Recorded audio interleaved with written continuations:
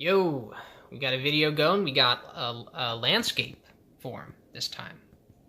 Cause I always forget. I always do it vertical. I always go vert. I want to talk about Dragon Ball Super because right now it's almost 12 a.m. and Dragon Ball Super ended 11:30. So I have some thoughts. I expressed some of these thoughts on Twitter, some of these thoughts on Facebook. But who's gonna read that shit? Why don't I just talk about it on YouTube? Because people are actually going to see it, and people like it. They like it when you complain about anime, right? Don't they? Don't they like it? So Super is about 3 episodes, I believe, into the Tournament of Power. Finally, it's been a long time coming, and I just have some things to say. I don't really know what's after this in specifics. I know some stuff. It's very hard not to, with a show like this. And I just have some complaints about the tournament and the show in general, which is that you probably heard that when they started building up to this Tournament of Power, I imagined several things that could be done by the writers in the show. For instance, when you think of a battle royale with a bunch of participants over a pretty short amount of time, it's like 48 minutes, I think. You think, oh, well, they're probably going to be portraying a lot of fights at once. They're going to sort of try to give the sort of feeling to the viewer that there is a limited amount of time. They're not just going to ignore that time limit. They're going to sort of make it feel like, oh, everything is pretty quick here. So they're going to do multiple fights at once. They would have fights intersecting with other fights, since it's not across the whole planet. It's on a pretty small area of land, and fighters being reacting to or being distracted by things happening in other fights. And one thing that you would very much expect is moving backward and forward in time, back and forth, so that things make narrative sense, so that you can sort of keep that frenetic feel, but so that you don't have to say, oh, well, we showcased this fight, so now we can't showcase another fight that was going on at the same time. So you move backwards and forwards, and you can have like a cool visual indicator. It doesn't have to be a time code in the corner of the screen. It could be, some kind of clock at the center of the field. It could be some kind of colored thing that is like a sun hanging over the landscape or something. That is like also some kind of time indicator. You would expect shots, of the battle from far away, so that you can see these big attacks people are using, and then pull out and reveal all these other fights happening at the same time, and those people might not even paying attention to those attacks that to us are like really impressive and cool. And where you can see, that just there's more going on than just the people we're seeing fight. You pull back and reveal all these other fighters, and you go, oh, there's that guy, oh, that's this fight. I remember seeing this earlier when we saw that fight, and oh, that's how these things connect. That's where this is in relation to this, where everything is geographically, you expect things to geographically be correct. You might also expect, and I'm sure you may already see where I'm going with this, if you've watched the show. And if you don't see where I'm going with it, you are going to see where I'm going with it right now. You might also expect them to specifically not have Krillin be the first of our heroes in Universe 7 to be eliminated, because everyone would expect that. I mean, that's the thing you would expect, is to go, listen, I know the show likes to buck up Krillin, like, oh, he's a brave and smart dude, but even with that done, you would still expect him to be the first to be eliminated. So then you'd go, okay, so obviously the writers aren't going to do that, right? They're not going to be that lazy. Guess what? Super has done none of those things that I just said. Not at all, that I remember.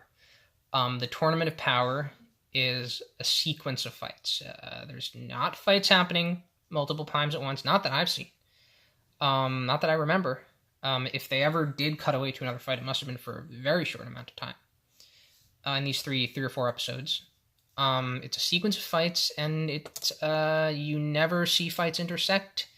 The time limit doesn't matter. We see 3 episodes, and it's like, oh, 2 minutes have passed. But, par for the course for Dragon Ball, whatever. But you'd expect them to maybe lean into that a little bit if they established it. And they never pull back and show any other fighters, because I guess they don't want to waste money or something. And it's like, what is the point? You know? When I imagine a battle royale, if I was going to do it for a show, I would get into that in the writer's room. I would say, we are not just going to write fights, because we are doing this for a reason. That's why this is so weird to me, and that's why, perhaps foolishly, I expected a lot of these things. I'm not going to lie and say, oh, I felt deep down that Super wouldn't do it, because we know that Super, the writers of Super and the animators of Super aren't really known for putting effort in, which in my mind, they aren't. I'm not gonna lie and say that I knew deep down that they wouldn't do this stuff. I kind of thought they would do it, a lot of it, because in my mind, when you do battle royale, this is why you do it. You don't make a sequence of fights because that's another tournament. I was like, how is this different than other tournaments? You'd say something like, oh, yeah, well, see, in the Tournament of Power, you can have a guy win a fight and then return later in a fight with another guy. You can do that in any tournament. The Budokai Tenkaichis have fighters beating people and then coming back to fight different people. That's how tournaments work. That's what happens in them. The way I basically see it is this tournament just has more participants. So it's been disappointing so far. I hope it changes. I don't really want to know if it changes. No one needs to comment that. Obviously, I always ask for no spoilers in the comments. I know with Super that's going to be difficult for some people, so whatever. I don't know.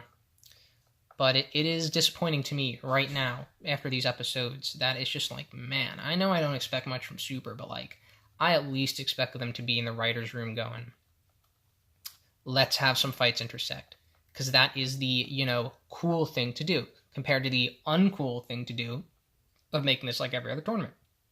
I expected to see a freaking big shot of half the arena or more with a bunch of little fighters clearly defined on it. I expected once the tournament started to have listen, you don't need to go full Joss Whedon Avengers and pull the camera through 10 fights. You don't need to go that crazy because that costs money.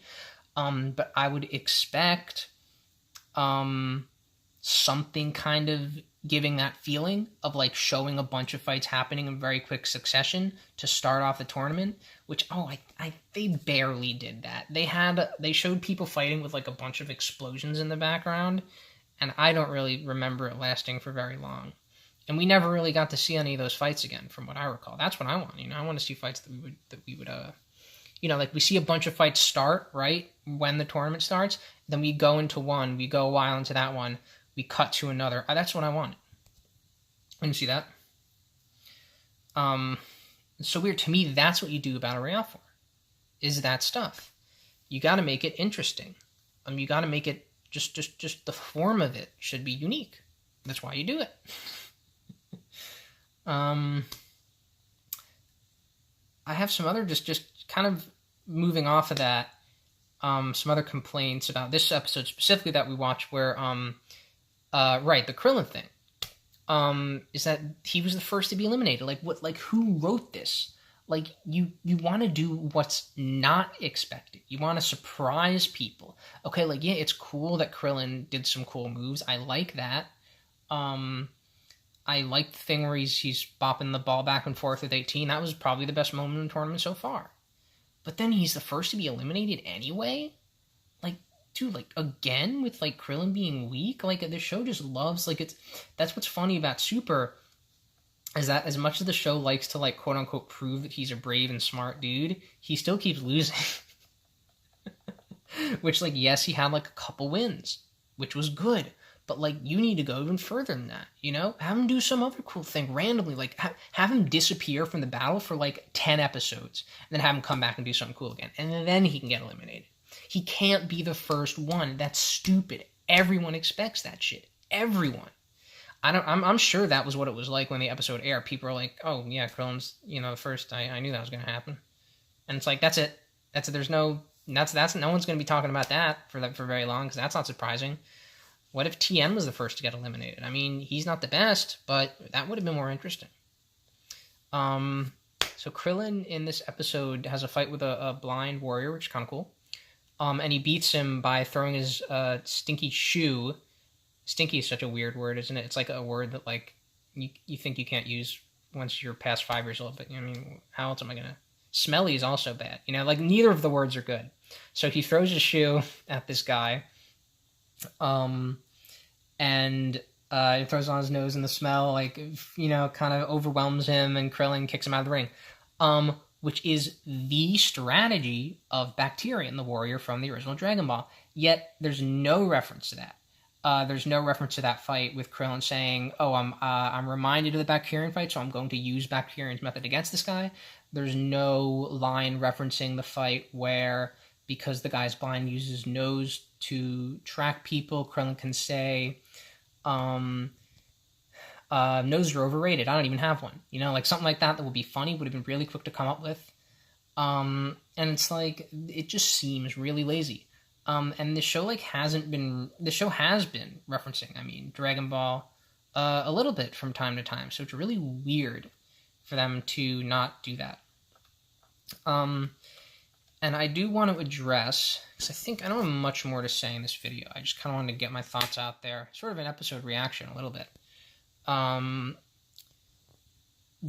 Which is that, you might hear me talking about, I want them to be different, I want them to be unique with this battle, and I want them to do interesting things, and I would also say, stuff like, the teamwork aspect should have been focused on more up to now. Goku actually following orders, following through the strategy, for instance. They should have more interesting character interactions between the group and Frieza. Some really, serious interactions, not funny stuff. And, stuff like that. And you might look at that and all the other stuff I've been saying and going, well, that's not Dragon Ball. That's not Dragon Ball. Why would you ask for something like that? We can leave that to other series. When I watch Dragon Ball, I don't want things that are complicated. That's not what I want. And to that, I have to say, what's also not Dragon Ball? Dragon Ball Super, very much. Dragon Ball Super is not that classic Dragon Ball that we used to like. Goku is much stupider than he used to be. There's just generally a less serious air to everything. There's less consistency with the past. Going from Dragon Ball to Dragon Ball Z, it's a very clear line of becoming more serious and sort of a pretty consistent tone. But in Dragon Ball Super, things aren't like that. There's things that are just thrown in there for no reason. And Trunks gets a power-up out of nowhere, and there's retcons with the Potara earrings, which, Toriyama would do some stuff like that, but it was never that bad, the biggest Toriyama retcon, quote-unquote, that I can think of is when in the Buu arc he tried to say, Goku can only lift 40 tons just because he didn't want things to seem that ridiculous. He said, Goku can lift only 20 or however many tons it was. And it looks worse, let's not avoid that. Even at the Tournament of Power when things are slightly better, it still looks worse. I'm really waiting for those Jiren episodes when I hope they really ratchet up the animation quality. We'll see. That's just what I wanted to say, because I hadn't recorded a video in a while. I wanted to do one, and I had some thoughts. So in 20 minutes, I will probably be watching a show that's maybe worse than this one, which is Sword Art Online, which is still very much Sword Art Online. It's been 3 years or more since I watched season 2 of that show, and boy, is it the same show. Still not good. Thanks for watching, guys.